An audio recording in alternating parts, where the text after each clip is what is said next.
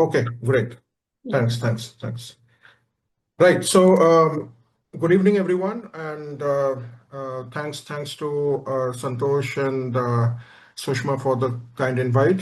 My name is Saurajit Iyer, and I work in sustainable finance in consulting and advisory, working essentially with financial institutions across emerging markets. Um, in terms of thematic areas, incidentally, I worked quite some time last few years in sustainable agriculture, in agroforestry, nature-based solutions, deforestation linked agri-commodities, so on and so forth.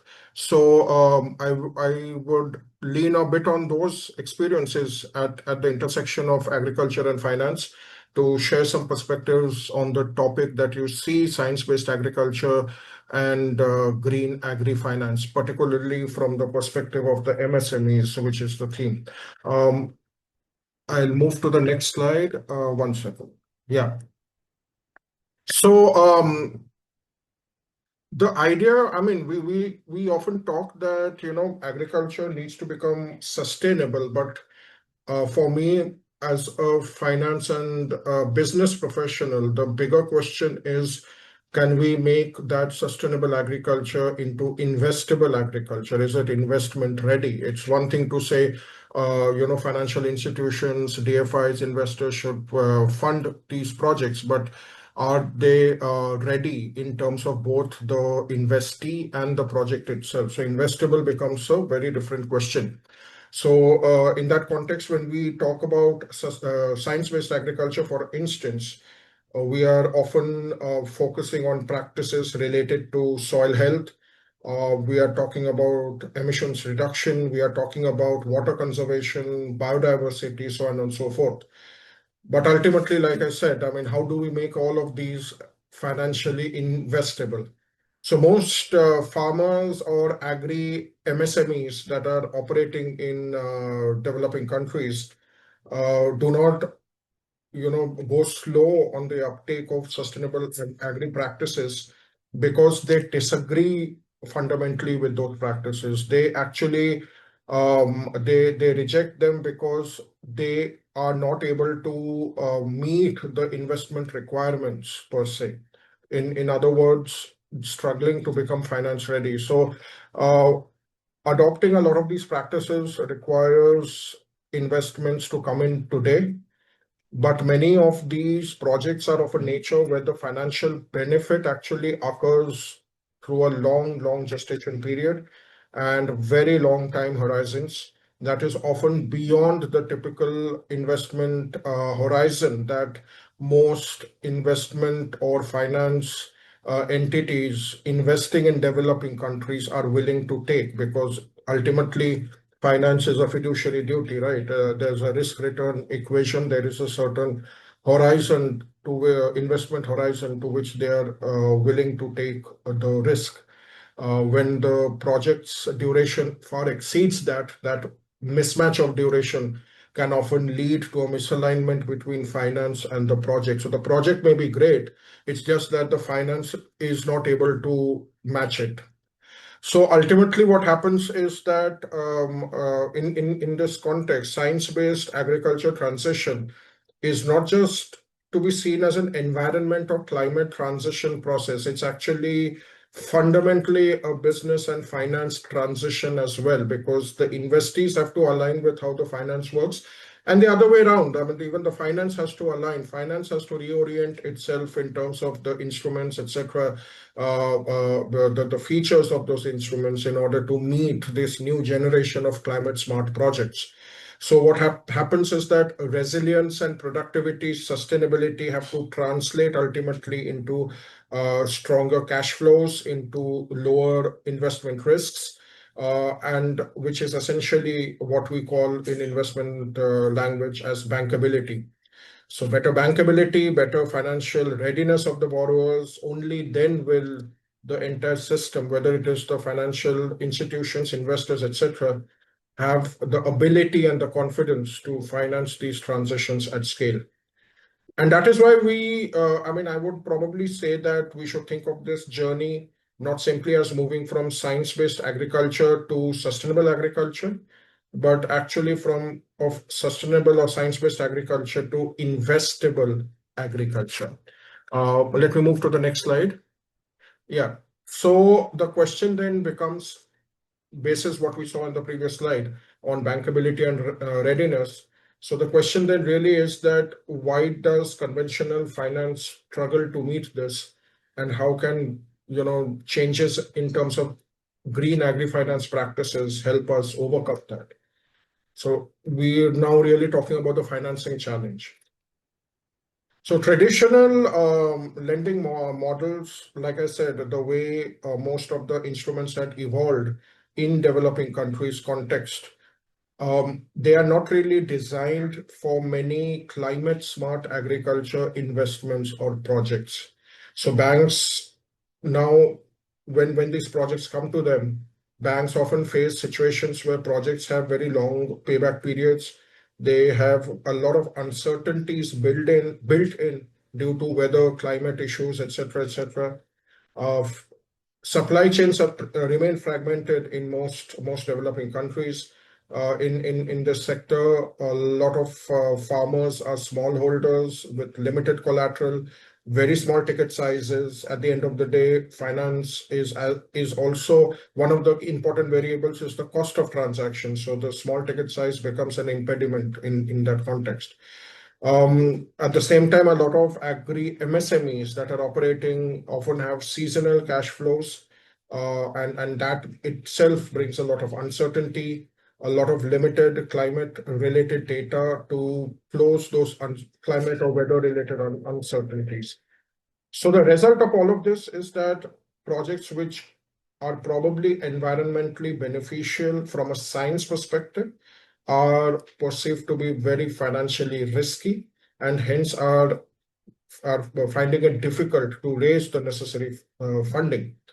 So the good thing is that we have seen some developments. If you see the middle part of the screen there, we have seen some developments in terms of instruments, financial instruments, and the enablers, what we would call enablers for those instruments. So one of the most relevant financial instruments in the sustainable agri science-based agri nature solutions agroforestry is really outcome-based financing, because you have a lot of outcome claims that can be created from a climate and environment or social standpoint, and that there can be monetized in terms of creating outcome-based financing structures. So a lot of pay for success models or sustainability linked loan models that are coming up in industrial decarbonization can also be superimposed into agriculture. So that's one major area. The other area is on blended finance structures. It's more of a structure rather than an instrument, but essentially to meet those avenues, projects that otherwise would have been, would not have been finance or investable or finance ready in the conventional financing system. What I mean by conventional financing system is the sort of instruments and products that we have by default in the finance sector in developing countries. They are typically those credit risk models and templates are not able to meet those or assess those projects given the risks. So that is where blended finance structures include certain components or credit enhancement tools that then reduces the perceived risks of the projects and making it more amenable to crowd in private sector capital. Other areas being supply chain financing, offtake based financing models that become very relevant, really providing more certainty in terms of future revenue streams, as do aggregation models to combine several small producers, because that's one of the fundamental challenges with agriculture in our type of countries. If you look at the enablers, so again, because a lot of these technologies, that the projects are built on in climate smart agriculture, they are still evolving. They are not fully proven. The business models are still evolving. and therefore there is a default risk that comes, and then guarantees or first loss default mechanisms as part of credit enhancement becomes very important to improve overall bankability.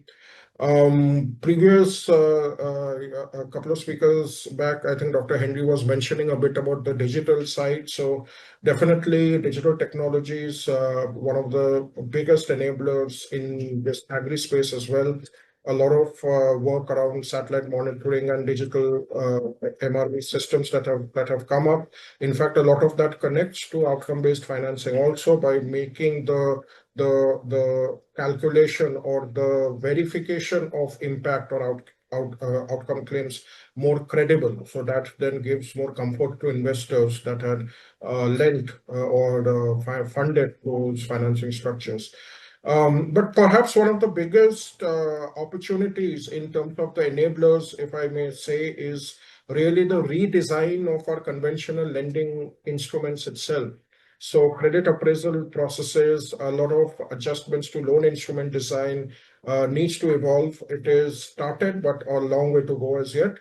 But those adjustments are needed in order to recognize, the new age climate smart resilience building investment projects that are there, so that they are able to assess them through the evolved systems and processes, and not just having to say no to those projects because they are using the traditional lending approaches or the lens.